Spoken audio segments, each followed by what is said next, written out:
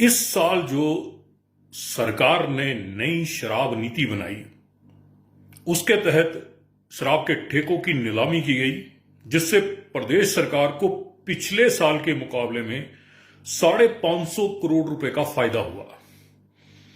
यानी अगर इसको हम कैलकुलेशन बैक डेट से करें तो एक तरह से आप ये लगा के चलिए कि 5 सालों में जो पिछली सरकार थी उसने 250 करोड़ रुपए का नुकसान जो है वो प्रदेश को करवाया।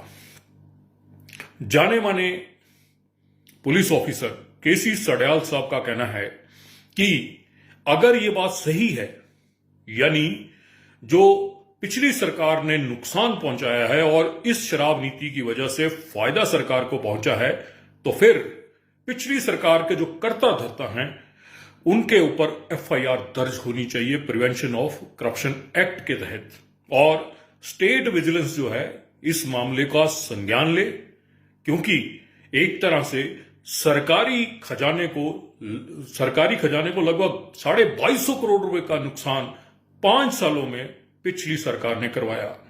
ऐसे नीति निर्धारक जो भी रहे हों जिन्होंने पिछली शराब नीति बनाई, उनके ऊपर एक्शन होना चाहिए, क्योंकि ये एक तरह से जो शराब माफिया है उनके हाथों से खेलकर पिछली सरकार ने शराब नीति बनाई।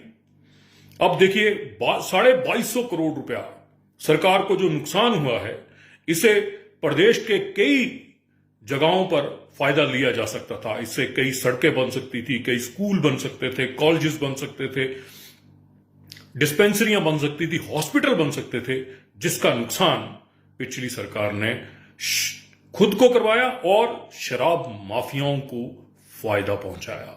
तो क्या ऐसे लोगों के खिलाफ एफआईआर दर्ज नहीं होनी चाहिए? केसी सडयाल साहब हिमाचल पुलिस के आला ऑफिसर रह चुके हैं, कानून के जानकार हैं और क्राइम जो है उससे बहुत जुड़े रहे हैं। कांगड़ा के एसपी भी रहे और शायद डीआईजी के पद से वो रिटायर हुए हैं। हिमाचल सरकार को इसका कड़ा संज्ञान लेना चाहिए और इस दिशा में कदम बढ़ाना चाहिए, और शराब माफियाओं के हाथों में खेलने वाले जो आला ऑफिसर थे, चाहे वो नेता थे, उनके खिलाफ एफआईआर दर्ज करवानी चाहिए, क्योंकि प्रदेश का बहुत बड़ा नुकसान इन लोगों ने करवाया है। जय हिंद, जय भारत।